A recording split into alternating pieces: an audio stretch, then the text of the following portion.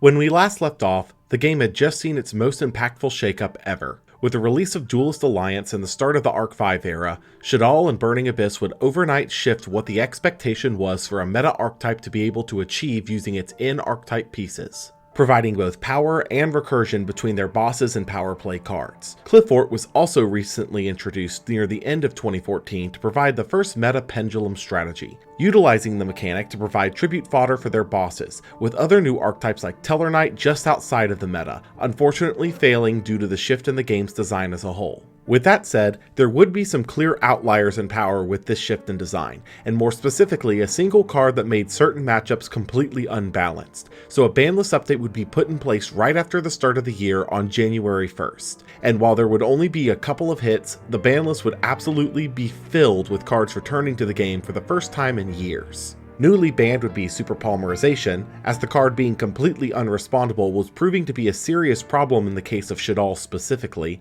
as it could effectively delete any boss monster from the field in Archetype, as well as being a blowout side deck card going into the Shaddoll matchup. Newly limited were Artifact Moral Talk, being the power play of the Artifact engine, Darkstrike Fighter, returning from the banned section with a main phase 1 locked hard once per turn errata, cratering its power level but still giving it a place in certain strategies, and Snatch Steal, which set off every alarm in the community with its return. Understand that a permanent monster steal was a massive power swing, especially for the time period, and as such would immediately move from here to be a staple card in literally every deck of the format, which we'll see very soon. Newly semi-limited, and all returning from 1, were Honest, Yugioh Guardian, and Dark Hole, all seeing decreased usage in the meta, with Dark Hole turning heads initially, but being disregarded due to the graveyard triggers of almost every meta deck. Lastly, unlimited were Gale the Whirlwind, Abyss Gund, Reborn Tengu, Reasoning, and Transmigration Prophecy, all seeing themselves to varying degrees being power crept by the modern metagame,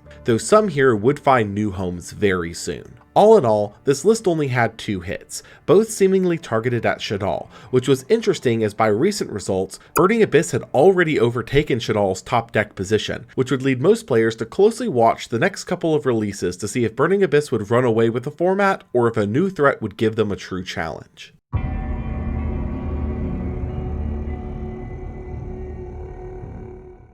Secrets of Eternity. Release date, January 16th, 2015. Set type, Core Set. Major strategies, Infernoid, Cliffort, Burning Abyss. Impact, minor buffs and a preview of what's to come. Secrets of Eternity would be the first set of 2015, and though many of its pieces would see play over the remainder of the era, a lot of what was introduced here would take some time to actually see major success. The new archetype in question here was Infernoid, a series of Fire Fiend monsters that all share the same summon condition of banishing a number of Infernoids from hand or grave to summon themselves, while the total level of Infernoids you control is 8 or lower, with the level 4 and lowers taking 1, the 5 through 8s taking 2, and the 9 and ups taking 3. All of the 8 and lowers also share a similar effect to, on quick effect, tribute a monster to banish a card from the opponent's grave, with each also having their own unique effect, with Antra bouncing an opponent's card, Harmadic popping a monster, Paltrulia popping a spell trap, Piatti hand-ripping on battle damage dealt, Saitsamus banishing a card at the end of the battle phase it attacks in, and a Tondel able to attack twice if it destroys something in battle. The most unique of the bunch though was undoubtedly Ononku, a level 10 that nukes all monsters other than itself on summon and can tribute a monster to negate a spell or trap and banish it once per turn. They also received a couple of void spell traps to support the archetype, with the only relevant one being Seer, able to make one Infernoid unaffected by opponent's effects that turn and could be banished from grave to keep one alive once. This archetype clearly had a lot going for it in the current meta landscape, DD Crow on most bodies, able to swarm themselves off the previous wave's corpses, and a varied forms of removal and interaction, but the major downside was that while they could swarm over and over again easily, getting that first swarm out was extremely resource intensive. Because of their summon conditions, you either had to banish your entire opening to set up decently, or relied on supplemental engines like Lightsworn to set up the grave decently enough to make an early push, which then would get shot in the foot simply by their restriction of only being able to get out one boss monster, as Ononku would nuke your other pieces on summon, and by its level being 10, lock you from summoning the other bodies to use its tribute effect with. Because of this, Infernoid would be relegated to the rogue level for now, but would absolutely be an archetype to keep an eye on moving forward into the era. Cliffort would see a secondary wave in Monolith, the other vanilla scale, able to draw 1 for each Klee you tributed in the end phase, Stealth, who on Tribute Summon bounces a card, locking responses from the opponent, and Requilate, a temporary negate of any level 4 or lower normal summon or a 5 or higher special summon, which in turn would reset the Klee stat lines. Each of these would find their home in the current version of Klee, with Monolith being standardly a 1 of high scale searchable with Summoner's Art, Stealth being a way to clear the opponent's board without responses by tributing over Helix and Carrier, and Requilate would see play effectively as a way to temporarily stun players while setting up your own stat lines while keeping the immunity effects of your Klees. Burning Abyss would receive its third wave of TCG exclusive support, being Farfa, able to temporarily banish a monster on field until the end phase, Libic, able to summon a level 3 fiend from hand with its effects negated, Kogna, able to send a Burning Abyss spell trap from deck to grave, Malakota, a ritual who was too bad to even matter, and its ritual spell Good and Evil of the Burning Abyss, which had the added effect of being able to banish itself from grave to send a BA from hand to grave and search a BA card from deck to hand. This wave would do a lot for the deck by being better effects on the whole than the previous waves, although the new boss was borderline unplayable by being a ritual monster. However, thanks to Kogna specifically, Good and Evil would actually find itself teched into some BA builds as both a way to trigger the hand BAs and search for Fire Lake from the deck, which was unquestionably the best BA spell trap. There was also 3 more archetypes introduced here, all seemingly out of place as they lack the remainder of their archetypes, being that of Yosenju, Nekroz, and Ritual Beast, as this set came out in the OCG after the next pack we were set to receive did, so as such, these pieces will be set aside to talk about in an upcoming section. On to the one-offs. Performapal Part Naga was a 3 scale that could boost a Performapal from the scale, but more importantly was a 3 scale that was searchable with the previously released King of the Feral Imps, a point that would become more and more relevant over the coming months. Similarly, Gigabyte was another king target that could special summon itself if you controlled a spellcaster and floats into a differently named 1500 and 200 stat monster on destruction, also seeing relevance later in the year. Unizombie could, by discarding a card or dumping a zombie from deck to grave, boost a monster's level by 1 once per turn for each method, being a critical setup piece for zombie strategies. Gem Knight Lady Lapis Lazuli was a fusion of the vanilla Lapis and another Gem Knight, able to dump a Gem Knight from deck or extra to burn the opponent for each special summoned monster on the field, only being able to be special summoned once per turn to avoid burn loops, but given time, Gem Knight could find a way around that restriction. Stellar Knight Constellar Diamond was a 3 material rank 5 that could also be summoned over a Tellar Knight Exceed in the main phase 2, blocking sending cards from deck to grave and banishing any card returned from grave to hand, able to detach to negate an activated Dark Monster effect and destroy it. This card was so clearly designed to be a catch-all to stop Shaddoll and Burning Abyss in the meta that it's not even funny, able to be easily made in Tellar Knight from turn 2 onwards, or any deck for that matter, as long as they could put up 3 materials needed to summon Deltaros. Soul Transition could tribute a level 4 normal summon monster to draw 2 if you control no special summon monsters, which really should have been labeled a Klee card with how clearly targeted to the strategy it was.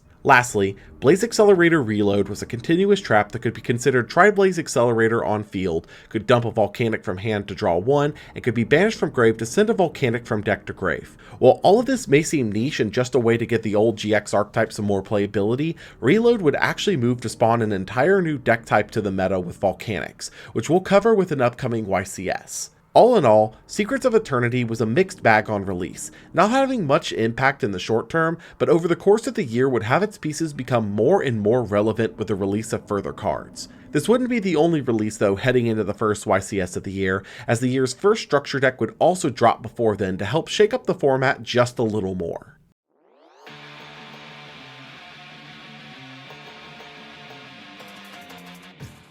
Hero Strike. Release date January 30th, 2015. Set type, Structure Deck. Major strategies, Hero. Impact, how do I get through this section without being biased? The Hero Strike Structure Deck would once again usher in a return of hero support to the game, as is tradition at least once in an era. This time would bring the introduction of a massive overhaul to the Masked Hero sub-archetype introduced at the start of Zexal, bringing a new supporting elemental hero in the form of Shadow Mist, able to search a change quick play spell on special summon, and a hero when sent to grave. A couple of new Masked Hero support spells in Form Change, which lets you tag a Masked Hero into a different attributed one, Mask Change 2, which allows you to mask change any monster at the cost of a discard, and Mask Charge to recur back a hero and a change quick play. And last but not least, new Masked Heroes and Koga, a light target that boosts by 500 for each opponent's monster and can banish a hero from grave to drop an opponent's monster by its attack. Divine Wind, a wind target that is battle destruction immune,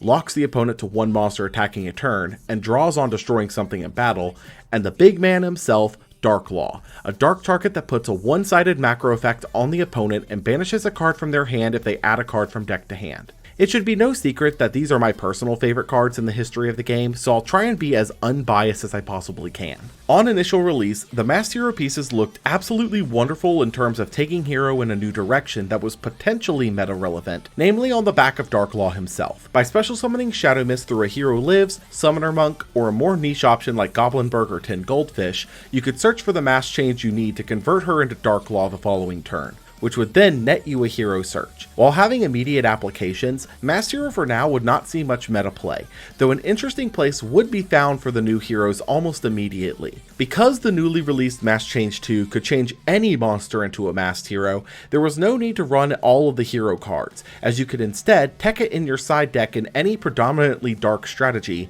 like Burning Abyss or Shadal, to make Dark Law out of any dark body. Was this super relevant? At this point in time, not really, but it was a solid option playing into Burning Abyss specifically because the only in-archetyped outs that they played were Firelake and Virgil, as Dante couldn't boost itself under Darklaw, which meant that they had lost substantial resources to out the macro effect. YCS Charleston would be held the same weekend, being a half-sealed event, and following the release of Secrets, a couple of things would shift, but the overall vibe would remain the same. With the additions of Farfa and Libic, Burning Abyss would solidify its placement as the top deck of the format, also taking first place piloted by Jonathan Castillo to top 16, who did not make his particular list public. Clifford adopted its new pieces immediately, seeing 1 Monolith and 2 to 3 Stealth added into topping lists alongside the new draw tool of Soul Transition, being effectively Pot of Greed for Clifford specifically. Teller Knight would continue to see roughly tier 2 to 3 success rates, with Diamond specifically giving them a better matchup into Burning Abyss,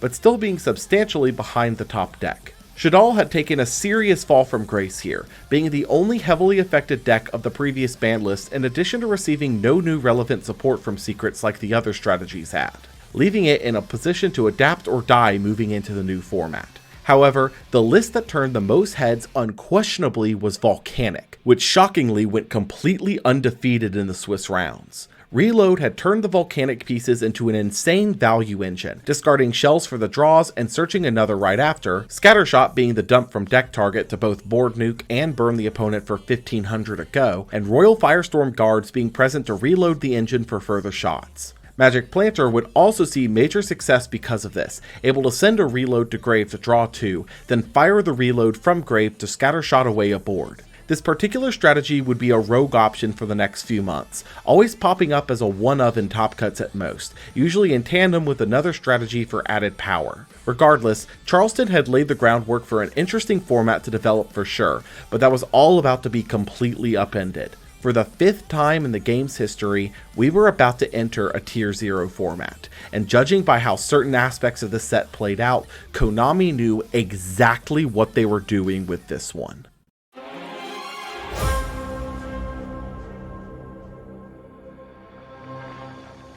The Secret Forces. Release date, February 13th, 2015. Set type, deck building set. Major strategies, Yosenju, Nekroz, Ritual Beast. Impact, wait, you can make rituals not suck? While this kind of pack was not explicitly called this at the time, in reality, the Secret Forces would be the prototype for what eventually became known as the deck building set, a set that introduces 3 archetypes, whether it be a new take on an older archetype or a completely original one, and jam a whole ton of support to get the strategy on the ground running out the gate with a couple of additional pieces trickled out over the coming core sets. As such, this set would introduce 3 new archetypes we were actually introduced to back in Secrets, with each being a unique take on a previous mechanic. Yosenju would be the first, and arguably the worst, of the 3. A series of beast warriors focused on chaining multiple normal summons together and bouncing back to hand at the end of the turn. This included the Kamas, each able to perform an additional Yosenju normal on normal summon,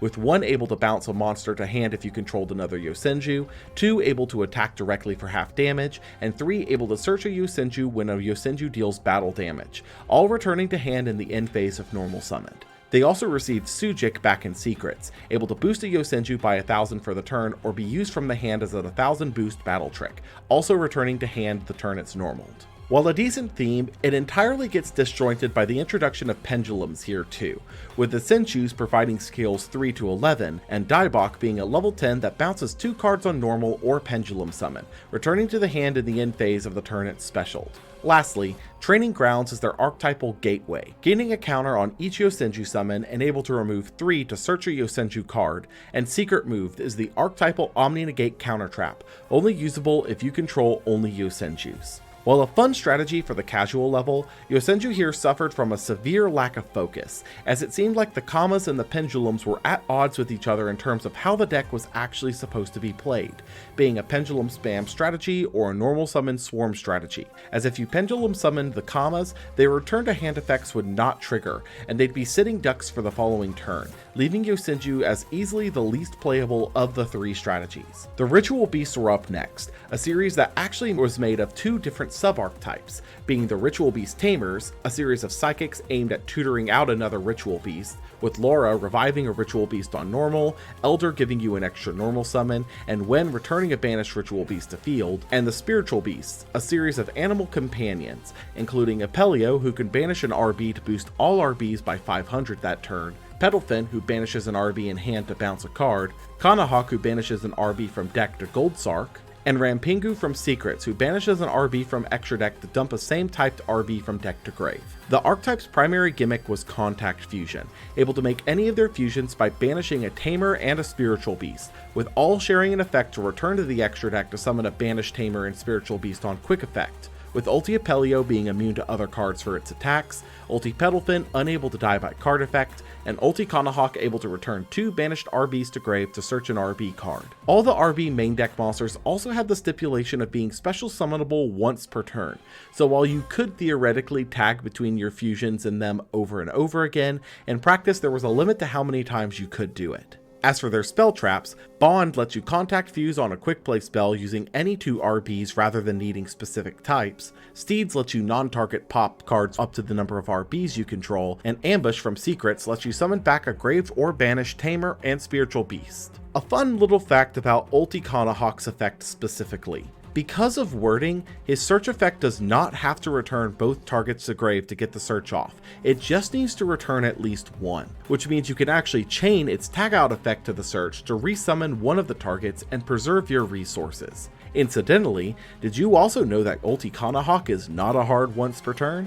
Ritual Beasts would absolutely abuse this interaction as much as they possibly could to chain together searches in excess for more pieces to continue search chains, as well as interaction points in Steeds and set up for future plays in Bond and Ambush. And because of the sheer versatility of this, Ritual Beast would actually be a contender in the upcoming metagame, mostly off the back of Steed's non-targeting pop being extremely useful for one specific matchup, which would lead the deck into a tier 3 position for the coming months. Lastly, and undoubtedly the most important, Nekroz was a series of ritual monsters aimed at being the most generically accessible take on rituals so far, with each of the ritual monsters having some effect in hand requiring them to be discarded and another on the field, usually aimed at interacting with extra deck summoned monsters. Clausulus discards itself to search a Nekroz spell trap and can drop an extra deck summoned monster to 0 and negate its effects on a quick effect. Bryonic discards itself to search a Nekroz monster and can bounce up to 2 extra deck summoned monsters once per turn. Trishula can discard itself to negate anything that targets a Nekroz and banish a card from hand, field, and grave on summon. Yes, you do have to hit one of each or none at all. Unicorn can discard itself to recur a Nekroz from grave to hand and is skill drained for extra deck summoned monsters. Valkyris can discard itself and banish a Nekroz and grave to negate an attack and end the battle phase, and contribute up to 2 monsters on field or in hand to draw that many cards. And Gungnir from Secrets can discard itself to make a Nekroz immune to destruction that turn, and can discard a Nekroz to pop a card on field. As for their ritual spells, each has an effect to banish itself and a Nekroz monster from grave while you control no monsters to search another Nekroz spell,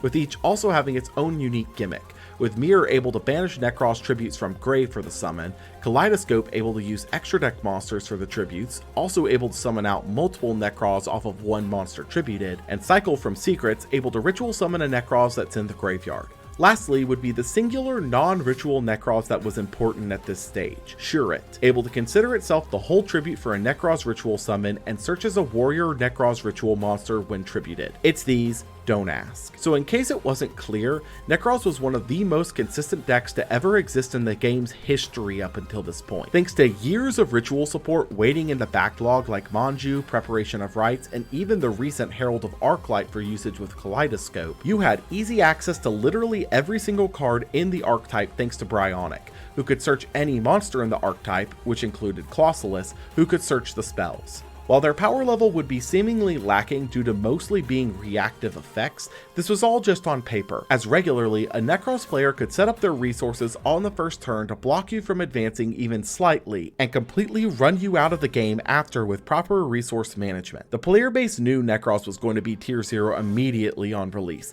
and seemingly Konami did too, as the most important piece of the deck, Bryonic, was seemingly a lot harder to pull than any of the other cards. This particular pack was structured as a 5-card pack, with 4 super rares and 1 secret rare in every pack, which naturally leads one to believe that the 20 secret rares would each have a similar chance to be pulled in that spot, but that was not the case. Bryonic, Trishula, and Valkyris were short printed very heavily, with all 3 seemingly being pulled at a rate of roughly 1 per every 6 boxes, which while not nearly as bad as Crush Card Virus back in the original Gold series, was still absolutely ludicrous for a deck everyone knew was going to be tier 1 if not tier 0. As such, prices skyrocketed, with Bryonic at its peak pulling a price tag of around $150, with Valk and Trish also being extremely pricey, but not quite on the same level as Bryonic, and the results from the next YCS would do nothing to help that price point. YCS Tacoma would be the first event held after the Secret Forces release on February 15th, and though it was a half-sealed event,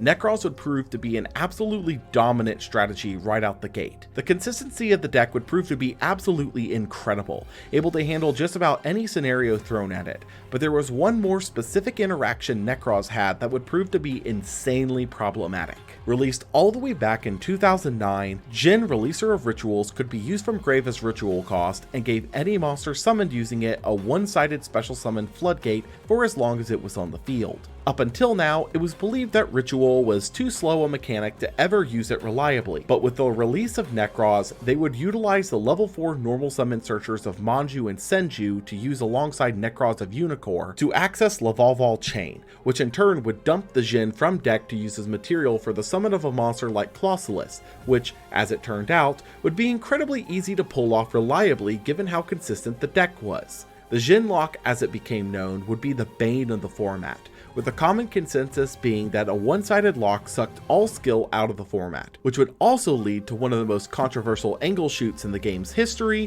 which we'll cover soon. Cliffort would actually move to do fairly well here thanks to being one of the only decks that didn't auto-lose to the Jin lock, as normal summoning a Klee with Sacrifice equipped was shockingly usually enough to get out of the lock, providing a slower path to a boss on it, or by ensuring that you could use the tribute effect of Carrier. That didn't mean it was always going to work. There were extremely simple counters to this line like MST and Trishula's targeting negation, but it was usually consistent enough to get the job done. Burning Abyss was the only other deck to make top cut here, and that was primarily thanks in large part to Farfa, as by temporarily banishing the Jind monster from the board, a Burning Abyss player could continue their lines as normal, which was still countered by Trishula's negation effect. Barrett Keys would win the event in the sealed draft, making it to top 16 with Necros, marking the deck's technically first YCS win, leading into the year's Gold Series under a week later.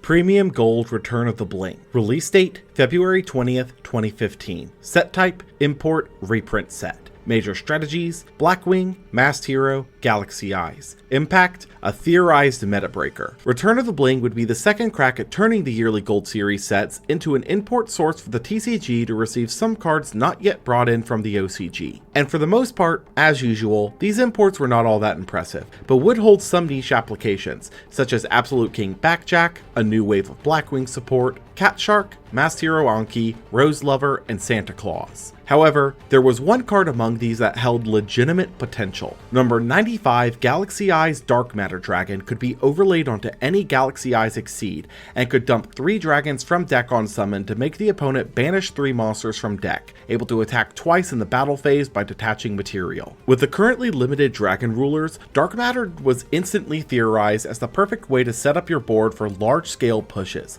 being hailed as the return of dragon rulers to the format, but we'd have to wait and see if it could actually convert into results. In addition to these, a series of currently banned cards would see significant erratas to their effects in order to potentially return to the game on the next ban list. Sinister Serpent received a clause in its effect to banish a Sinister Serpent in grave during the opponent's next end phase, which effectively meant that if you discarded it within a turn of bringing it back, it was gone for good. Temple of the Kings would see its trap condition limited to 1 trap a turn rather than all, heavily hampering its FTK potential. Exchange of the Spirit would now require both players to have 15 plus cards engraved to activate rather than just the controller, killing its FTK potential. Ring of Destruction now had to be used on the opponent's turn, could only target their monsters, and can't target something that would burn them for game on activation. And on top of all of that, you took the burn damage first to ensure no tied games, placing so many new restrictions on the card that it was almost not worth it anymore. Lastly, and most importantly for the short term, Crush Card Virus lost its 3-turn effect, blocked the opponent from taking damage for the rest of the turn, and let them destroy up to 3 monsters that met the condition from their deck. While this was considerably worse than the original version by a country mile, this would actually be theoretically good for certain decks in certain metagames, but we'd have to see how it plays out the following ban list. YCS Prague would be held 2 weeks later on March 1st, and once again, Nekroz would show its dominance on the top cut, but this time would not take the event overall. Valen's Latoutre would hold that honor, taking the event with Burning Abyss, sporting 3 main deck copies of Mask Change 2 to access Darklaw in a metagame where his presence was becoming more and more useful by the day, as a one-sided macro and search banisher was shockingly competent into Nekroz. YCS Guatemala would be a week later, though unfortunately we'd know next to nothing about this particular event outside of Eric Priego taking the event after Top Cut Seal Draft, but another notable event in the game's history would be the same weekend. The ARG Circuit Series Fort Lauderdale would be held the same weekend as Guatemala, and though we haven't discussed ARG's tournaments up until this point, this particular event is extremely important to both the history of the game itself and the community at large due to a specific choice made by a top player. For those unaware, ARG, or Alter Reality Games, was a shop at the time that would regularly hold their own major tournaments completely separate from Konami's oversight. As such, these tournaments are an interesting topic for covering at another time, but this particular event would have Patrick Hoban, a major player of the era, running both Jhin in the main deck and a Jhin in the sideboard of his Nekroz deck. Because of the belief that Jhin sucked the skill out of a match, a common practice at the time was to, after game 1, ask the opponent if they would like to gentleman's out a Jhin in the main, with both players agreeing to move Jhin to the side decks for games 2 and 3. Hoban developed an angle shoot that he used for this specific event, gentleman'sing out of Jhin in the main to bring in a second copy from his side deck to effectively trick the opponent into playing a suboptimal deck. When this news broke on the specific usage, the debate was immediately sparked on whether or not this action was both legal and ethical. While technically legal, as Konami would update their rules document in 2019 to specifically bar this kind of action from ever happening again, the ethics of it were highly suspect, to the point where Hoban ended up writing an entire article on the issue for ARG's website, which has since been archived. I will include a link to the article in the description below and let you draw your own conclusions on the incident itself, but it would be doing a disservice to the history of the game to at least not mention it. Regardless on the ethics, this would be the biggest case of the gentleman's out trend that had been present for years, with the first real case being Return from the Different Dimension and Sixth Sense and Dragon Rulers, and with the next ban list, it wouldn't be the last case of gentlemen's agreements rearing its head in Yu-Gi-Oh! The new ban list would take effect on April 1st, and it would bring a massive wave of changes to the meta at large. Newly banned were the 4 Dragon Rulers, nipping any chance of dark matter making an impact in the bud, and Snatch Steal, in one of the funniest oops we messed up moments in the history of the ban list. Newly limited were Tour Guide as a hit to BA, Preparation of Rites as a hit to Necros, Sacrifice and Skill Drain as hits to Cliffort, Symbol of Heritage as a hit to an FTK that could pop up with an unlimit later, Vanities as a hit to the staple Floodgate, Dragon Ravine, returning from the banning of the Rulers, and Sinister Serpent, Temple of the Kings, Crush Card Virus, Exchange of Spirits, and Ring of Destruction, all following their erratas. Newly semi-limited were Necros Bryonic as a hit to Necros, Cliffort Scout as a hit to Klee, and Shien, Charge of the Light Brigade, and Sacred Sword of 7 stars, all up from 1. Lastly, newly unlimited were Firefist Spirit, the Baby Rulers, Bestiari, Gores, Goyo, Lonefire, and Heretic Seal of Convocation, being a mass cleanup wave. Needless to say, this ban list moved a lot of cards up and off the list, but didn't make too many moves that would impact the actual meta. Necros effectively lost 3 copies of Bryonic between its hit and the prep hit, but it was still without question the most powerful deck in the game. The Klee hit was far more potent, as losing 2 copies of Sacrifice heavily hampered the deck's Necros matchup. Lastly, the hit towards Burning Abyss's 1-card combo of Tour Guide was impactful, but not detrimental to the deck that is entirely made of extenders. In addition to the ban list, a new Shonen Jump promo would drop in Ultimaya Zulkin, who can be summoned by sending 2 high-level monsters with the same level, a tuner and a non-tuner, to grave, and cheats out level 7 or 8 Dragon Synchros when you set a card, and can't be attacked or targeted while there's another Synchro on the board. While interesting on paper, Zulkin's main issue at this stage was a lack of good targets to summon, as the only decent targets were Synchros from the 5Ds era, causing it to not see play for now, but that could easily change with a better target. YCS Chicago would be held 2 weeks later, and to no one's surprise, Necros remained the top deck, seeing over half of the top cut and being the deck the winner, Stefan DeLara, piloted into the top 16 draft. The slap on the wrist that they received on the previous ban list had done jack all to the deck's insane consistency, and the Jhin lock still being present was a headache for most to deal with. Shaddoll and Tellarknight would both see a surprising resurgence, however, with unfortunately no public list for Tellarknights being available to analyze here. Shaddoll, on the other hand, had received a boon on the previous ban list in the form of Crush Card Virus, as both it and Burning Abyss could use the new tool in the current metagame in a surprisingly effective manner. As Necros was the dominant deck of the format, Crush Card actually did a shocking number on the strategy, able to rip most of their rituals out of hand and giving no real way to benefit from the deck destruction downside added on, allowing Shaddoll and Burning Abyss to both keep a foot in the door for the format. Cliffort had to adapt with the ban list hit to Sacrifice, with the most common pivot being to the Trap Reculate, able to boost your Clifforts back to full on normal, while also stunning low-level normal summons and high-level special summons. Ritual Beast would see its first premiere event top, showcasing its resource loop quite effectively, having an actually surprisingly good Necros matchup thanks to Steeds able to non-target pop a Jhin lock. This would leave the format a bit too similar to before the ban list, but with some clear changes in the air, and those changes would only be pushed forward by the OCG import set that followed 2 days later.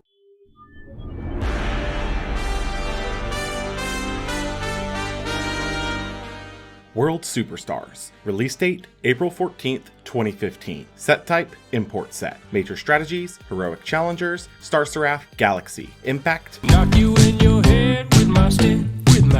World Superstars would bring a handful of cards we've been missing out on in the TCG to the game, and while some were clearly too late to have their impact felt, particularly in Nebra-Disc, there were still a couple of imports here worth discussing. Galaxy Soldier could special summon itself by sending a light from hand to grave, then search another Galaxy monster. Soldier specifically would be considered for light decks because of its ability to access Constellar Pleiades, as by summoning it, you could search another to immediately summon for the rank 5 access. This would be experimented with for the time, but the only deck that could consistently do anything with it would be Teller, which was not completely sold on its inclusion. The heroic archetype would also see its first support since the Zexal era here. Assault Halberd could special summon itself if your opponent has a monster and you don't, and pierces, searching a heroic on damage. Thousand Blades can discard a heroic to summon a heroic from deck, locking to heroics, and can summon itself from grave when you take damage. And Rongo Miniad was a warrior locked rank 4 that could be made with up to 5 materials, gaining effects for each, which in order includes battle destruction immunity, a 1500 boost, card effect immunity, summon locking, and a board nuke. While extremely impressive, Rongo had no real enablers at the time outside of specifically Teller once again, and even then the 4th material is really what mattered in its case, unable to reliably reach that going first there, causing it to see no real play, although Halberd and Blades would both see experimentation over the coming months with upcoming releases that would allow them to stick around longer in the short term. Star Seraph Scepter can search a Star Seraph on summon, and if used for an exceed of 3+ materials can pop a card on field to draw 1. Star Seraph Sovereignty can, when a Star Seraph is summoned, special summon itself from hand and draw 1, only able to be used for an exceed that takes 3+ materials. Scepter and Sovereignty, or Stick and Chair as they became known in the community, were extremely interesting options for decks that wanted access to Deltros or Diamond, as opening one of each could get you there thanks to Scepter's search and Sovereignty summon going onto a chain with each other from Scepter's summon, meaning that by searching another Sovereignty, you could trigger its summon effect off the summon of the first Sovereignty due to how hand knowledge worked, resulting in anywhere from 2 to 3 draws and 2 pops from these cards alone, which would see splash play as an engine for the near future. Lastly for the set, Utopic Future could be made using 2 non-number exceeds of the same rank, can't be destroyed by battle, reflects damage back to the opponent, and takes control of anything it battles for the battle phase, able to protect itself from destruction by detaching material. This would be slotted into BA thanks to its ability to convert used up rank 3s into a body that does something, as well as being a Dante holder, as Dante would still trigger when detached off, similar to how Downard had been used. YCS Bogota would be held the same weekend and would be the end of an era in its own way,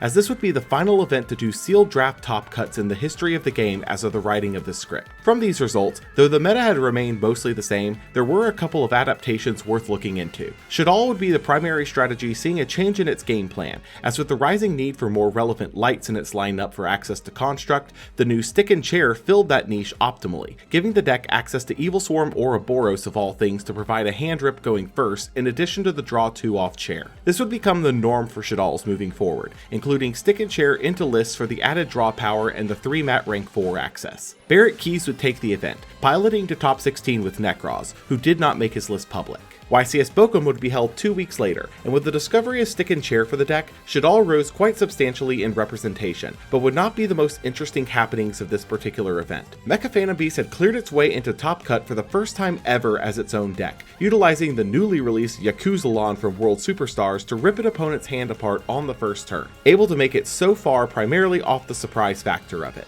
Volcanic Hero would also be a new take on the rogue level strategy, utilizing Summoner Monk to access Shadow Mist for the Dark Law lines while also utilizing the standard Volcanic package that had carried the strategy into the fringes of the meta. Lucas Shatoni would take the event on Nekroz, notably playing a copy of DD Warrior Lady in the main as an option to remove the Jin lock that was searchable with a semi-limited Rhoda. This would lead into the next core set, and though Secrets before it was not too impactful on the meta at large, this one would introduce a series of monsters that would change the perception of the game forever with the right amount of time.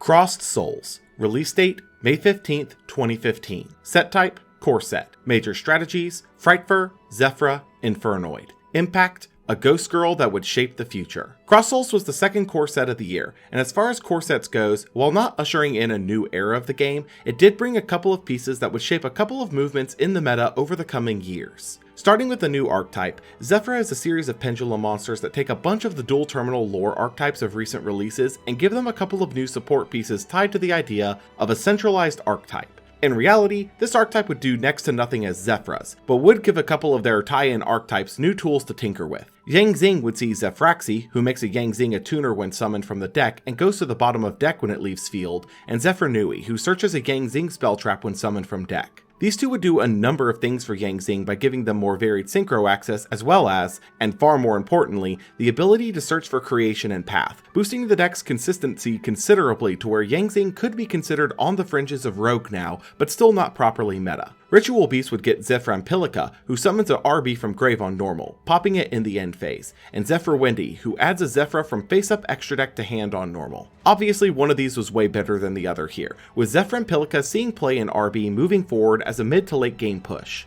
Lastly, Oracle of Zephyra searches a Zephyra on activation and gives effects when you summon a Zephyra or a monster using Zephyras as material from the extra deck or ritual summons. This would mostly be disregarded as Zephyra wasn't the best archetype, but an interesting condition of the card is that if you cannot perform the search, you cannot activate it, which while irrelevant now, would see an interesting application in a few years. Fluffle would get some of its first decent support in Edgeup Chain, who searches a Frightfur card on being sent to grave and searches another chain when it attacks. Frightfur Sheep, who takes Chain and a Fluffle, stuns effects when attacking, and reborns itself on destruction, boosting by 800, and Frightfur Fusion, a miracle fusion for Frightfurs. While still not close to meta, Fluffle's support was finally heading in the right direction, which would see some experimentation later this year with more releases. Infernoid would see 3 new monsters in Pyramace, who spins back a card without letting that card respond once per turn, Sajet, who makes an opponent banish a monster from their extra deck on attack deck, and Deviati, who nukes all spells and traps on summon except void cards and contribute a monster to negate and banish a monster using its effect. Deviati was obviously the most talked about piece here, having a similar impact to Onunku without the downside of removing her tribute fodder with her nuke effect, which in turn would cause Infernoid's playability to shoot up.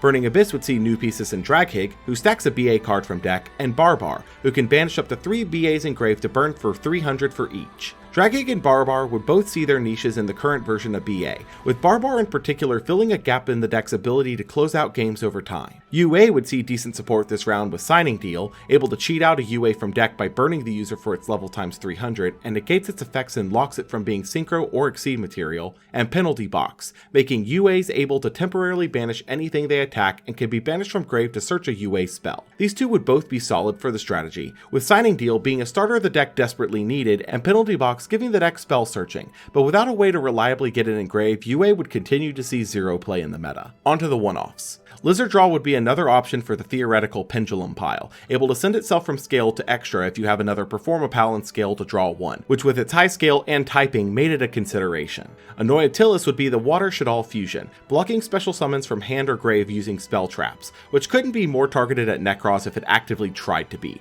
giving Shadal an in-archetype counter. Ulti Gaepelio was a new RB contact fusion taking a Spiritual Beast, a Tamer, and an RB fusion, able to banish an RB in hand to negate anything that activates. This was undoubtedly a formidable end boss, but the lack of a tag out effect and requiring a significant amount of resource burning to pull off left it in a weird space, though it would see play. Tellarknight Ptolemaeus takes 2 or more level 4s, can detach 3 to rank up into a light rank 5, and can detach 7 to skip the opponent's next turn, able to attach a Stellar Knight from extra deck to it in the end phase. Those last 2 effects I don't think anyone has ever actually read, as Ptolemaeus had 2 uses from the word go, either to be used to rank up into Pallades using 3 materials, or to access Diamond in any strategy using just 2. As such, it would see play immediately and hold its niches for a certain matchup, but would become far more of a headache within the next year for other reasons. Galaxy Cyclone pops a set spell trap on activation and can be banished from grave to pop a face-up 1, being a double up on spell trap removals at the cost of being more difficult to use,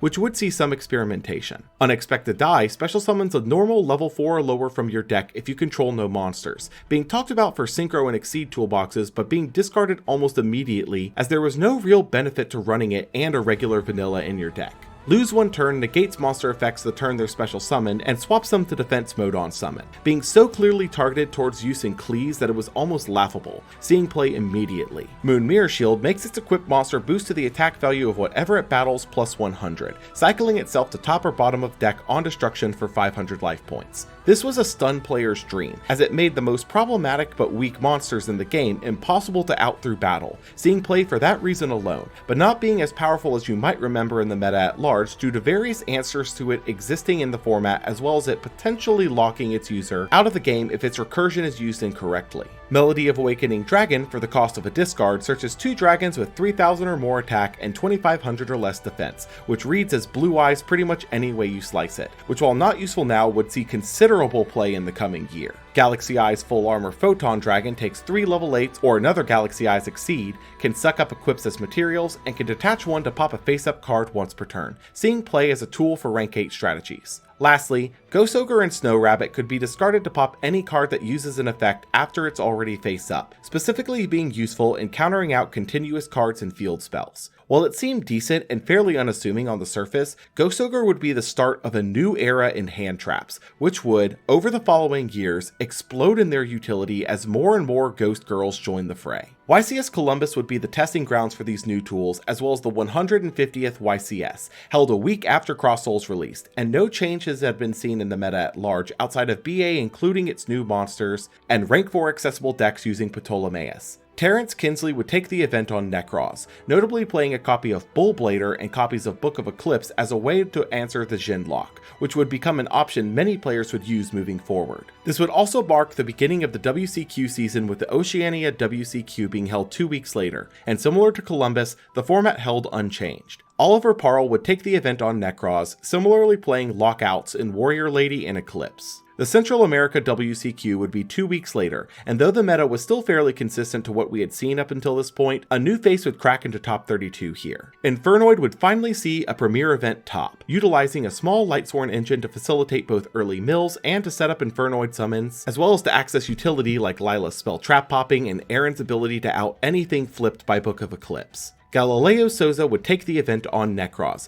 being mostly standard, but notably including 3 copies of Solemn Scolding in the back row thanks to Necroz's next to no trap lineup, allowing the utility. The North American WCQ was next, held a week later, and once again, it's the same story as usual, with the only outlier being a single hero list that squeaked into top 64, utilizing the newly released Assault Halberd as a rank 4 extension piece, as well as Goblinberg to special summon Shadow Mist for the search. Noah Green would take the event on Burning Abyss, utilizing both the newly released Crush Card Virus errata, as well as cards like Karma Cut, Phoenix Wing, and Raigeki Break to trigger BA effects on the opponent's turn. As we cross into July for the year, a new Shonen Jump promo would begin its distribution, being Frightfur Tiger, a fusion of sabers and at least one Fluffle monster, able to pop cards on field on summon up to the materials used, boosting Frightfurs by 300 for each Fluffle or Frightfur you control, and there only ever being able to be one on field at a time. This was absolutely the best fusion they had received so far, giving Fluffles an actual boss monster worth summoning that took the same materials as Wolf, meaning that you could set up for an OTK using the two in combination, seeing experimentation at a rogue level with this release. After that detour, the European WCQ was a week after NA,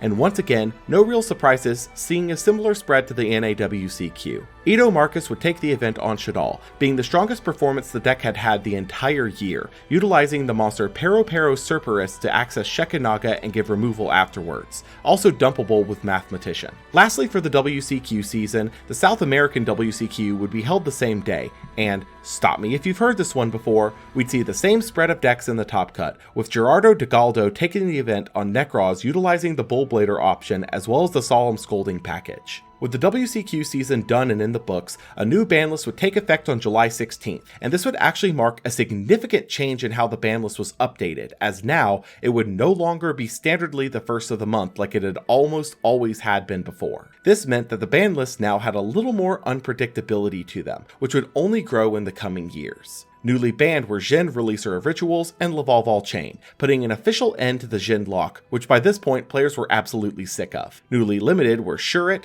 being one of the best options for Necroz thanks to its search, and Trishula, Dragon of the Ice Barrier, returning from the banned section. Newly semi-limited were Atlantean Dragoons and Dragon Ravine, both returning from 1, and newly unlimited were Darkstrike Fighter, Glow Up Bulb, Sinister Serpent, Sacred Sword of 7 Stars, Temple of the Kings, and Exchange of the Spirit, finishing up the previous list's cleanup wave. With the only hits being targeted at exclusively Necroz, Konami was making it clear that they knew the issues with the deck prior to the WCQ season and were now taking steps to correct it, which would bring the deck more in line with other strategies of the era, but by no means take it out of Tier 1 contention. This would lead into the next set releasing the next day, and with its previous iteration bringing meta staples to the game, many expected something similar to happen this time, but...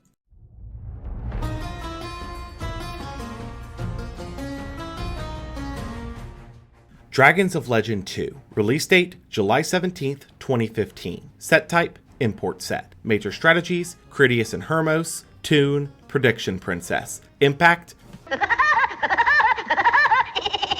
Dragons of Legend 2 had massive shoes to fill, as the last set brought the Hands and Soul Charge, which fundamentally changed the meta. So what did this edition bring?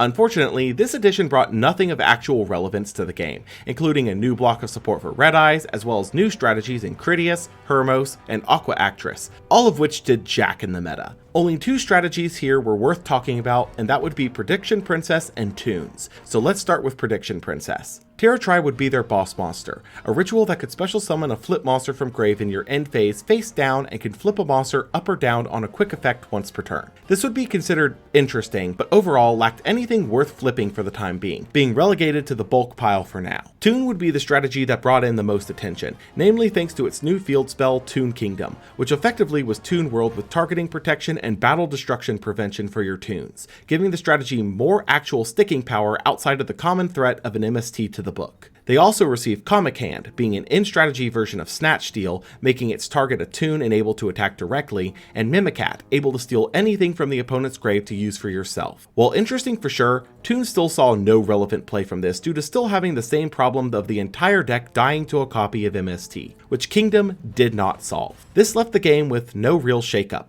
leaving any new developments to the next core set releasing a month later.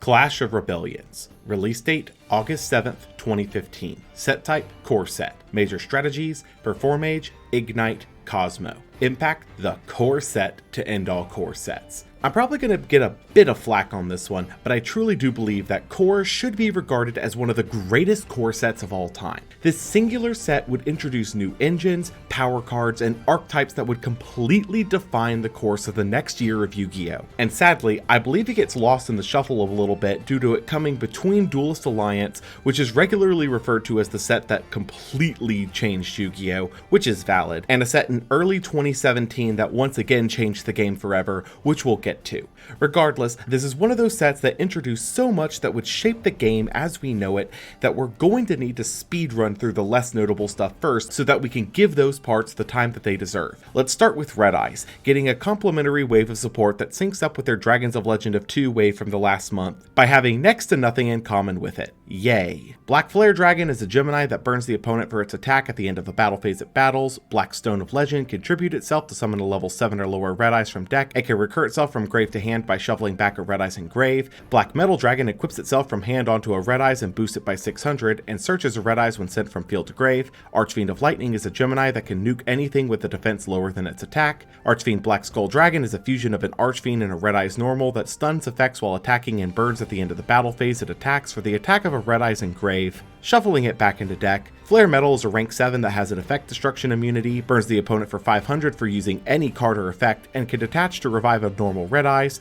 Cards of the Redstone pitches a Red Eyes from hand to draw 2 and dump 1 from deck to grave, and Red Eyes Fusion lets you fusion summon a monster that uses Red Eyes as material using monsters in deck, but locks you out of other normal and special summons that turn. Long and short, Red Eyes as an archetype did nothing of note, but Flare Metal would see play as a generic 7 burn option, and Fusion would be the first of 3 spells in the set that could fuse using materials in the deck, with all 3 of these finding meta relevance at one point in the game's history due to that effect being universally considered one of the best fusion effects possible, though Red Eyes Fusion's relevance wouldn't be for a handful of years. Ignite was a series of normal Pendulum monsters that all shared the effect to pop both scaled Ignites to search a Fire Warrior monster from deck or grave, with 2 level 3s in Squire and Crusader, 2 level 4s in Templar and Paladin, a level 5 in Margrave, and a level 6 in Gallant, as well as a field spell in Ignition Phoenix, which boosts all Ignites by 300 and lets you pop an Ignite card to search an Ignite card once per turn. Ignite had some real applications in the rogue space thanks to being able to effectively pop your monsters to search scales, then set scales and bring them all back for Exceed material. But this came with the downside of once you make an Exceed with them, they're mostly gone for good by ending up in the grave, which led to it being mostly unpopular. However, there was one other piece that was tangentially related that would iron out that obvious flaw. Luster Pendulum the Draco Slayer was a scale 5 level 4 tuner that could only be used for the summon of a Draco Slayer monster and could pop your other scale to search another copy of that card once per turn while in the scale. This enabled Ignites to access Ignister Prominence, a level 8 Pendulum locked synchro that could summon a Draco Slayer from deck once per turn and pop a Pendulum monster or scale you control to spin another card on field back to deck without targeting. Ignister Prominence and Luster Pendulum would over the coming months take their positions as the poster boys for what became known as the Pendulum Pile deck, which at this stage was starting to take form but wouldn't become an actual presence in the meta until the next core set. Infernoid would see its third wave of support here in Decatron, who was the first normal summonable Infernoid, able to dump an Infernoid on summon to gain its level, name, and effects. Tierra, a fusion of a Nunku, Deviati, and any number of other Infernoids that gains effects for the number used to fuse her, ripping both players' extra decks for 3, milling both players 3 for 5,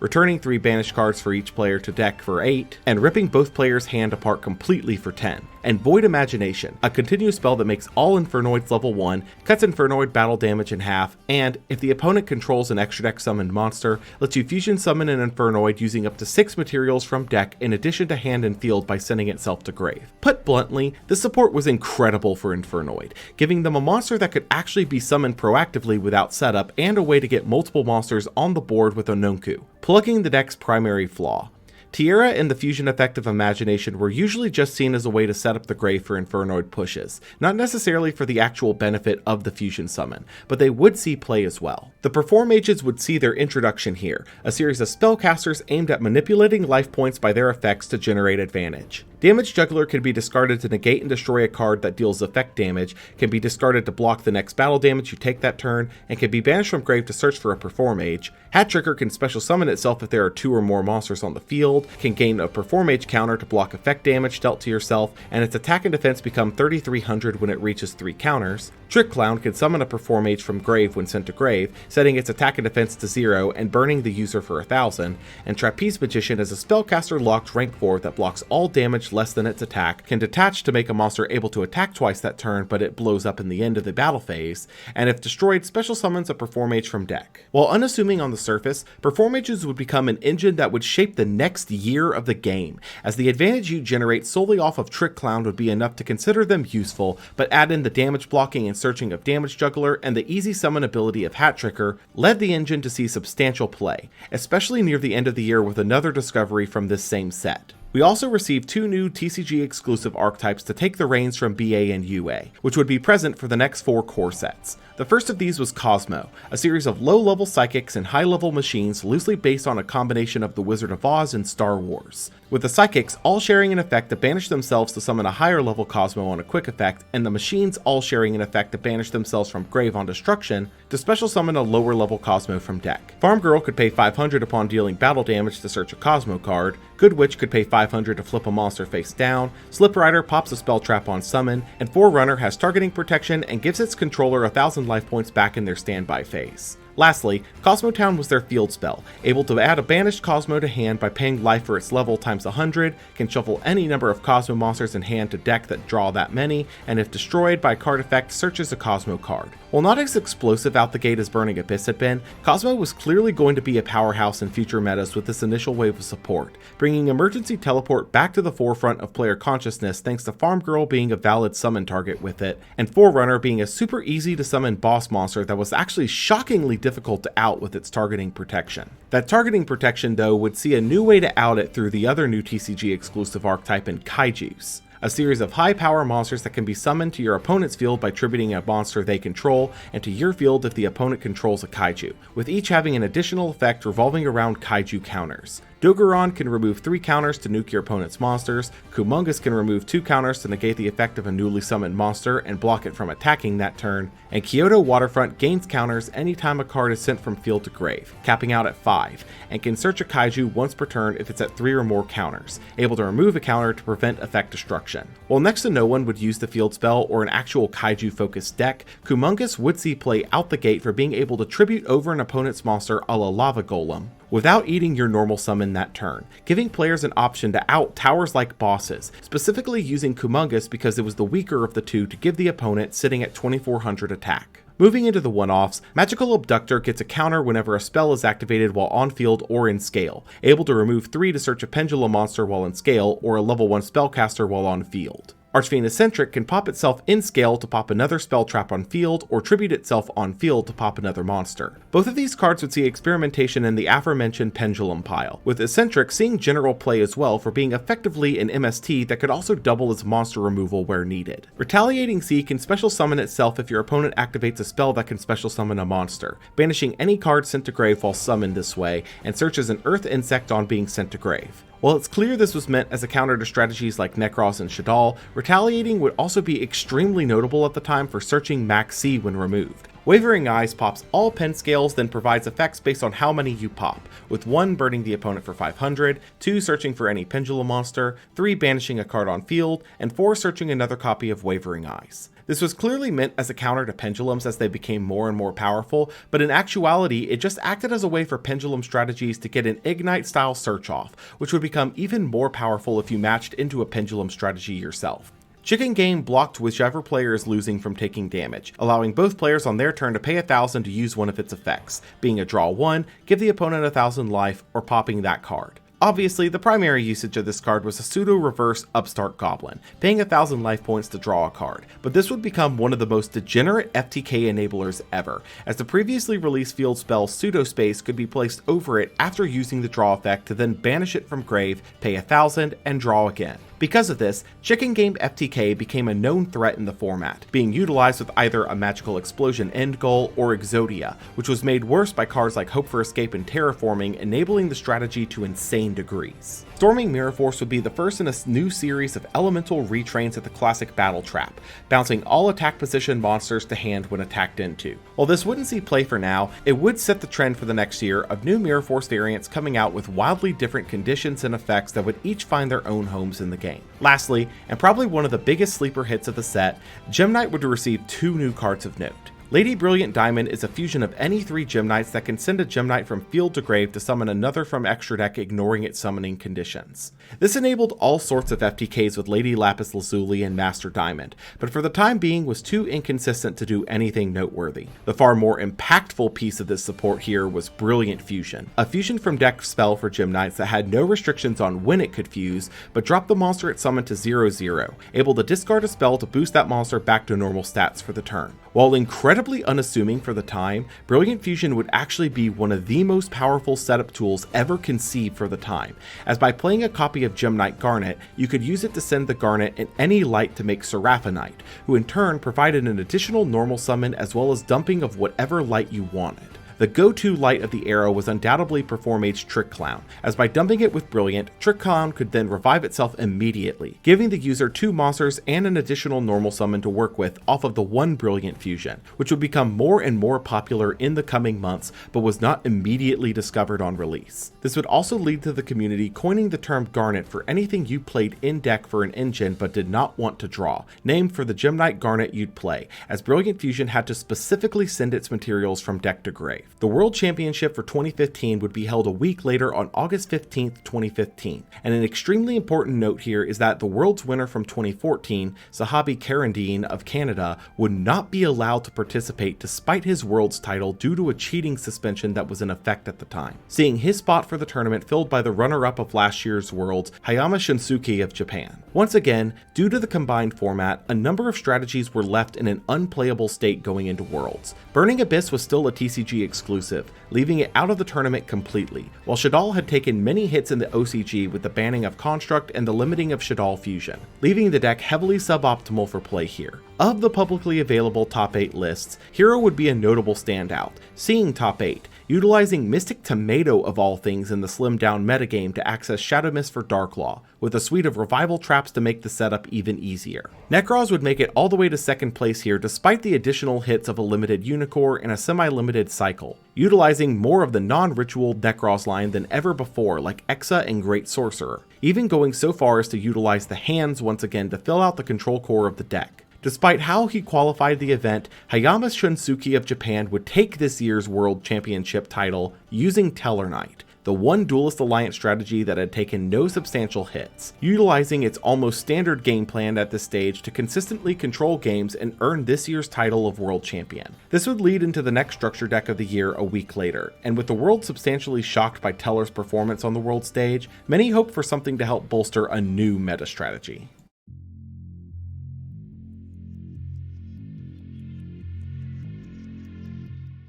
Synchron Extreme. Release date, August 28th, 2015. Set type, Structure Deck. Major strategies, Synchron. Impact, new Synchro tools, nothing else. Synchron Extreme was the structure deck of all time for sure, as while it didn't bring anything to really affect the short term, it did bring one tool that would affect the game in the long run in Jet Synchron. a level 1 tuner that searches a junk monster when sent to grave for a synchro summon and can revive itself by discarding a card and banishes itself when it leaves the field. Jet may have been a little bit ahead of its time, as for now it wouldn't be too useful, but a self-reviving tuner a la Gub would be greatly appreciated with the right amount of time passing. YCS Toronto would be held the same weekend, and with it there came a new format vibe in the air. It was the first testing grounds of Core, the first YCS of the new season, and with it would mark the changing over of the YCS prize card once again. And for those still reeling from the stint of Giant Hand a few years ago, it was about to get so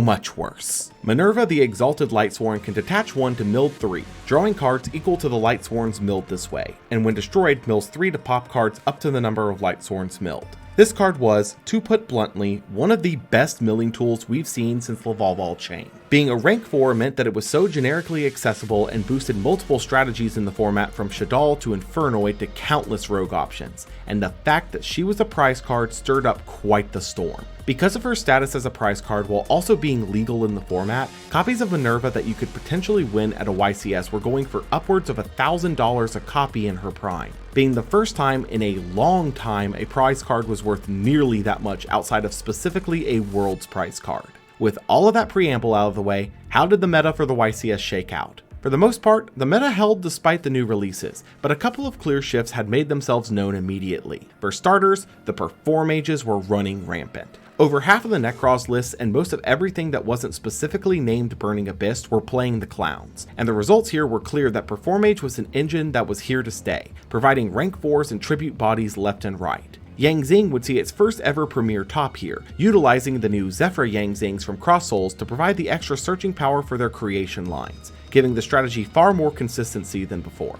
Infernoid would quickly adapt to running Decatron, but would take some time before the realization of power that was Imagination, but given time would adjust. Cosmo would be the big shock here, scoring a top cut appearance in its first ever outing. The primary ability it was showcasing at this stage is the ability to access any part of the core through a combination of Slip Rider and Cosmotown. Because Cosmotown searches on any card destruction effect, including your own, it would be common practice to use Town's recursion, pop it with Slip Rider, and then search another town, then activate it to do it all again since it lacked a hard once per turn clause. This combined with Forerunner being shockingly difficult to out allowed the deck to see decent success for its first rodeo, and left many players looking to the deck for future outings. Gabriel Orison Wine would take the event on Burning Abyss, utilizing a newer tech in the deck being Absolute King Backjack as the way to combo with Draghig, able to stack a Burning Abyss card, then use Backjack's effect to either mill a specific BA name or set up both Firelake and the Traveler lines to absolutely blow out the opponent. YCS Rimni would be held the same day, and we'd see similar results in terms of Perform Mage presence, with Perform Mages finding their way into most of the non-BA builds in the top 32,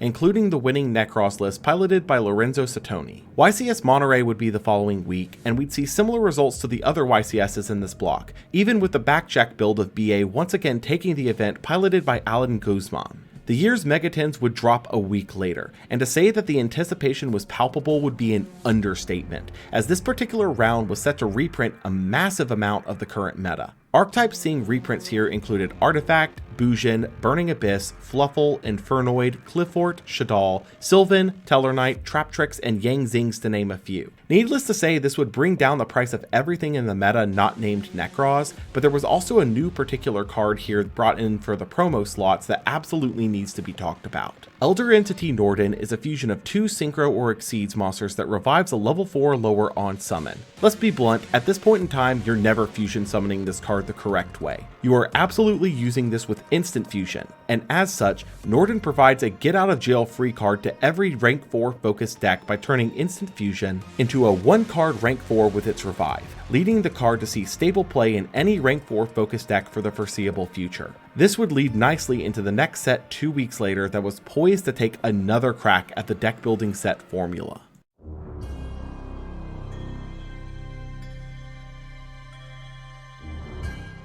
High Speed Riders. Release date October 2nd, 2015. Set type Deck Building Set. Major strategies, Speedroid, Resonator, Cyframe. Impact, new engines to tinker with. High Speed Riders would be the second crack at the concept of a deck build set, bringing 3 new archetypes to the table to drop massive waves of support for, with 2 being brand new and 1 being new support for a legacy archetype. The legacy archetype in question was Resonator, the building blocks of Jack Atlas's Red Dragon Archfiend strategy, seeing new tools like Red Resonator, who summons a level 4 or lower from hand on normal, or boost your life points by a monster's attack on special, but none of their pieces would convert the strategy into anything worth playing. Speedroid would be the first of 2 new archetypes, a series of wind machines aimed at swarming, level modulation, and accessing a variety of synchros in their toolbox like Kendama, Shanbara, and the previously released Clearwing Synchro Dragon. However, most of these pieces were lackluster and clunky, save for 2 specifically. Speedroid Terrortop can special summon itself if you have no monsters, searching another Speedroid on summon, and Takentombor can special summon itself if you control a wind and contribute itself to special summon a Speedroid tuner from deck.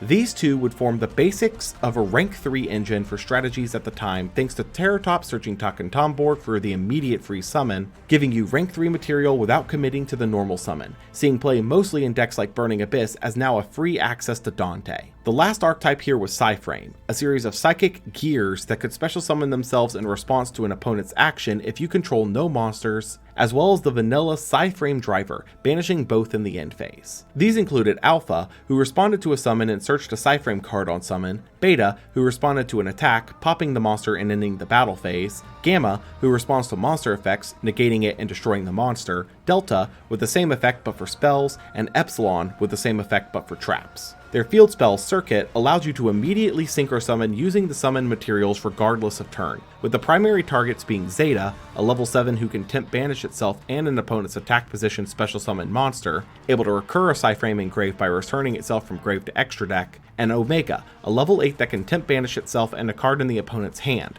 can return a banished card to grave during the opponent's standby phase, and can return itself and another card from grave back to deck. While some experimentation would be seen with the various parts, the only one that would see any success in the short term would be Omega, being a generic 8 with the ability to hand rip, though some experimentation would be seen with the gears as hand traps, specifically in the case of Gamma, though this would go nowhere for the time being. YCS Dallas would be held that same weekend, and a surprising new face would be seen among the decks in the top cut, being Clownblade, a combination of the popular Perform Mage engine with various rank 4 enablers, such as Assault Halberd and Thousand Blades, with Thousand Blades specifically being interesting as its Grave Revive effect can trigger off the summon of Trick Clown. The other interesting card here would be Gigabyte, seeing its first real playability thanks to Perform Mages all being spellcasters, which in turn rose the usage of the rank 4 King of the Feral Imps, which would only rise further and further in usage as rank 4 toolbox decks fully take over. Eric Christensen would take the event on Infernoid, notably going completely undefeated throughout the event with an impressive 16-0 tear, utilizing the newly released Omega for its hand rip as well as its ability to remove levels from the board for further Infernoid summons. This would lead us into the last core set of the year, and if it was anything like core before it, it was sure to bring a shakeup to the meta as we knew it.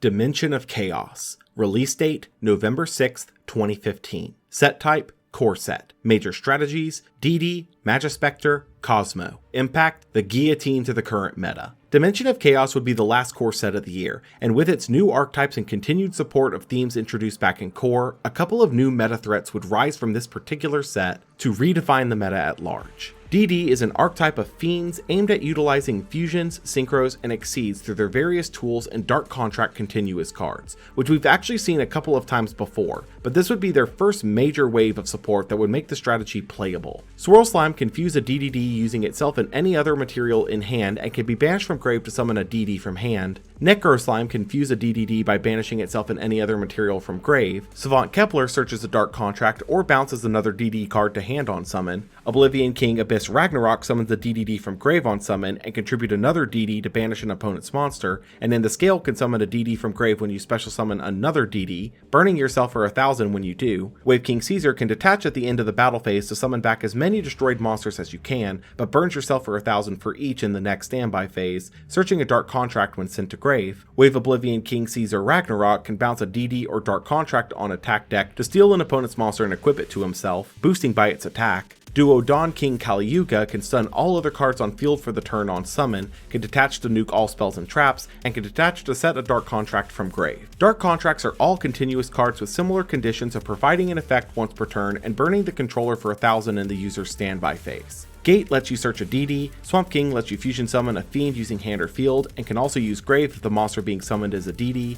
and Witch lets you send a DD or Dark Contract from hand to grave to pop a card on field and boost all Fiends by 1000 on the opponent's turn. DD would look interesting from this wave, but unfortunately was missing quite a lot of its important support to do anything relevant for the time being, as the remainder of their critical support were still locked in the OCG as exclusives needing to be imported. So the deck's viability was going to live or die by how soon we'd see those pieces. Perform Age would actually see a couple of new pieces of Pendulum support. Mirror Conductor can swap a monster's attack and defense and take 500, or if in scale, drop a special summon monster's attack or defense to the lower of the two, and Plush Fire, if destroyed, floats into another Perform Agent deck, and in scale can summon itself if your Perform Age is destroyed, then you take 500 damage. These two were seemingly harmless additions to the lineup at first, but a realization hit with Plush Fire specifically. If it was, say, destroyed in the Pendulum scale, it would be a monster again in the extra deck where it ended up. This means that by popping Plush Fire in the scale with something like Luster Pendulum or Wavering Eyes, it would still trigger its float effect.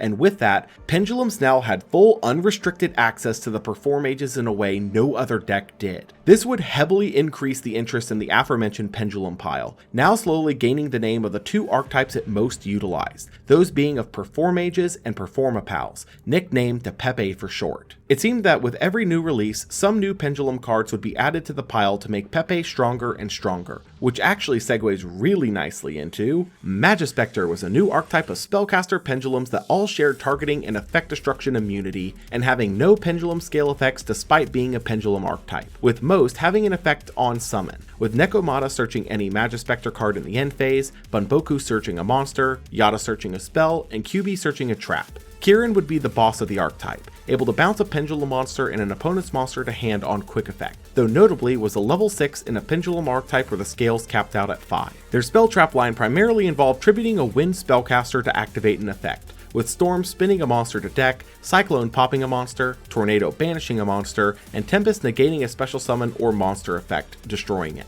Lastly, Majesty's Pegasus was the deck's field spell, boosting all Magispectors by 300 and letting you tribute a wind spellcaster to summon a Magispector from deck. The fact that the entire archetype had targeting protection on top of Kirin being an absolute annoyance would lead them to see meta playability not just in their own pure variant, but also as additional pieces to Pepe, thanks to Bunboku and Kirin together forming a self-contained package of monsters. Similarly to Ignite though, they also had an extra deck monster that tied the archetype into the Draco Slayer lore, being Magister Paladin the Ascending Draco Slayer, a rank 4 that searches any Pendulum monster in the end phase after being Exceed summoned, and can detach to summon a Draco Slayer from the face-up extra deck, forming a pseudo loop in combination with Ignister Prominence and instantly becoming a staple piece of Pepe thanks to being a rank 4. Speaking of Ignite, Ignite would also receive a couple of more pieces here in Cavalier and Veteran, finishing out their sets of level 5s and 6s, as well as Reload, which shuffled back any number of Pendulum monsters in hand to draw that many +1, with Reload seeing not only play in Ignites, but experimentation in different Pendulum piles. Gradle was a new archetype aimed at stealing opponent's monsters, with most of their main deck monsters equipping to and stealing an opponent's monster when destroyed in battle, or by monster effect for Eagle, spell effect for Alligator, or trap effect for Cobra. Slime could summon itself from hand or grave by popping 2 Gradle cards, summoning a Gradle from grave when you do, providing easy access to their Synchro boss Gradle Dragon, able to pop cards up to its Synchro materials on summon, floating into another monster in grave on destruction. Lastly, Impact lets you pop a Gradle card in an opponent's card, and searches a Gradle in each end phase, only able to use one of those effects in a turn. Gradle, while seemingly clunky, actually held some interesting applications thanks primarily to the Kaijus from Core, able to tribute over a monster, then steal the Kaiju with a Gradle, seeing some experimentation in that aspect. Speaking of, Kaiju would receive Gamma Seal, now the weakest Kaiju at 2200 attack, making it the new go-to counter option for outing unoutable bosses. And that would become even more relevant with the new wave of Cosmo support.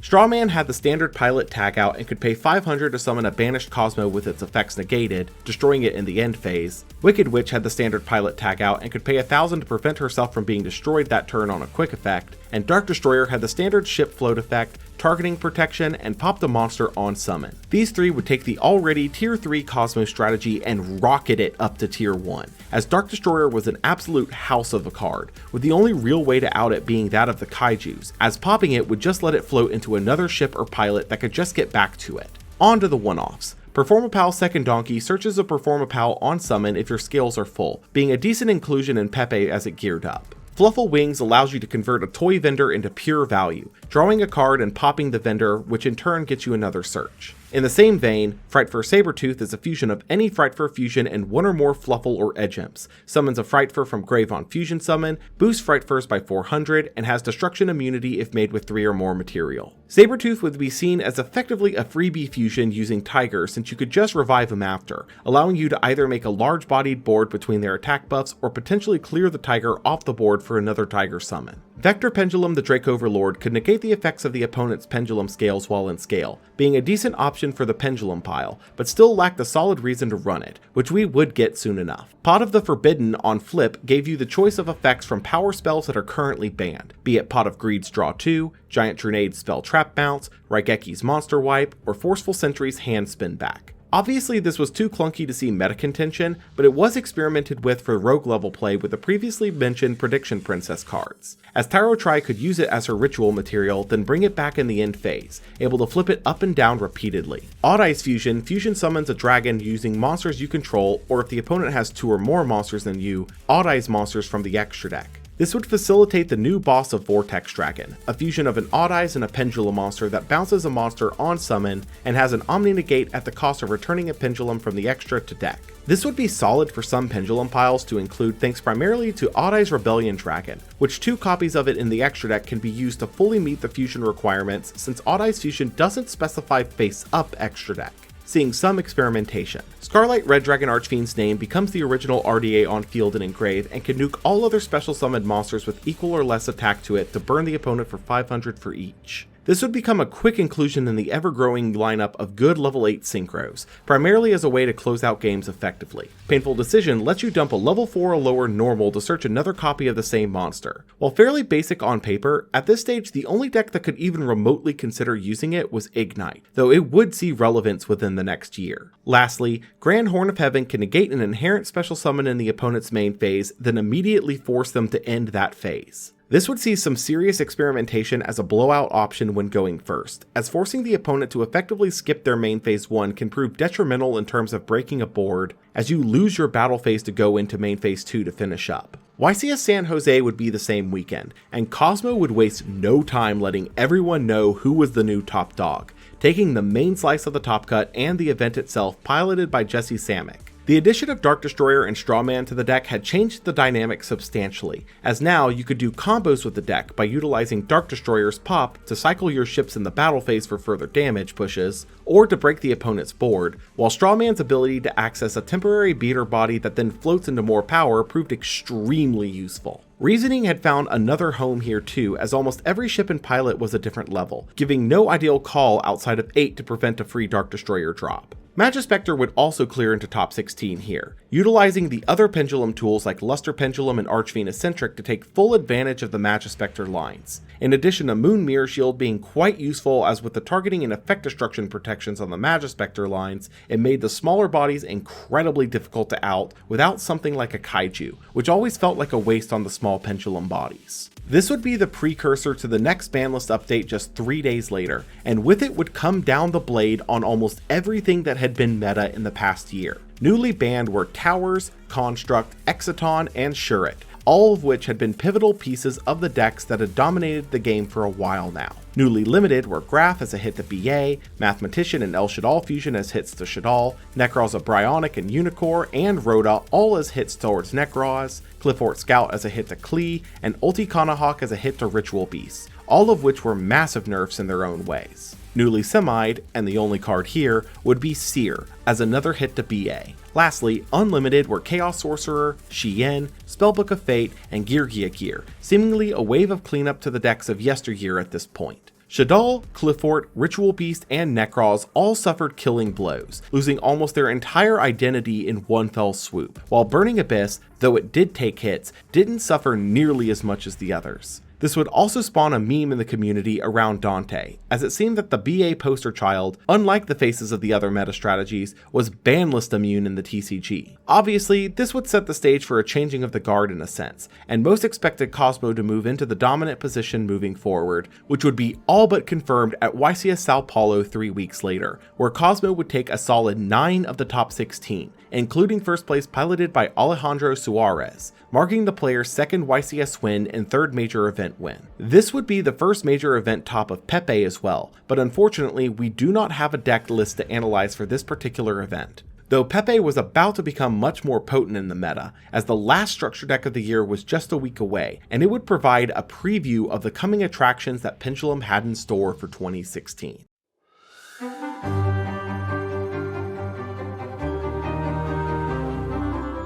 Master of Pendulum. Release date December 4th, 2015. Set type Structure Deck. Major strategies Performapal, Odd Eyes, Pendulum Magician. Impact, the precursor to the Clown Show. Master of Pendulum would be the final set of the year, and with it would come one of the biggest bursts of support we had seen yet to Pepe specifically, with the support here breaking down into 3 archetypes, so let's go at it one at a time. Performapal's support would be the least in number but one of the largest in power thanks to Performapal's Skullcrobat Joker who, on normal, searches a Performapal, Pendulum Magician, or Odd Eyes monster, becoming an instant staple for the deck thanks to accessing any of the 3 engines on command. Odd Eyes would receive a new field spell in Sky Iris, which blocks your Magicians, Performapals, and Odd Eyes scales from being targeted and lets you pop a card to search for an Odd Eyes once per turn, and 2 new extra deck bosses in Meteor Burst, who specials a pen scale on summon and locks the opponent's monster effects in the battle phase, and Absolute, who can detach to negate an attack and summon an Odd Eyes from hand or grave, and if sent to grave after being Exceed summons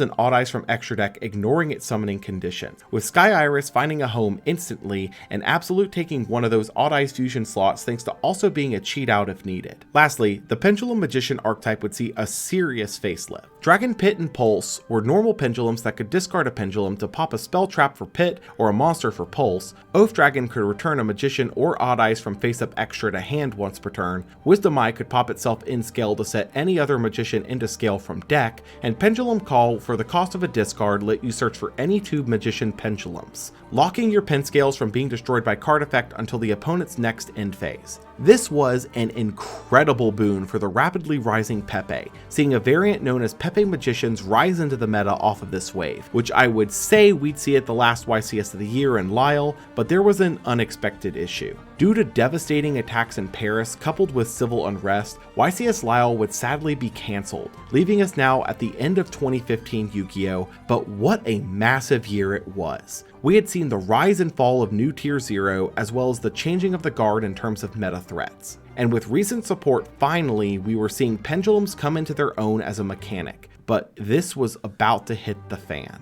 With the beginning of 2016 on the horizon, the clowns were about to get more and more powerful. And with it, we'd see an approach Konami would take that we've never seen before or since to help keep the chaos in check.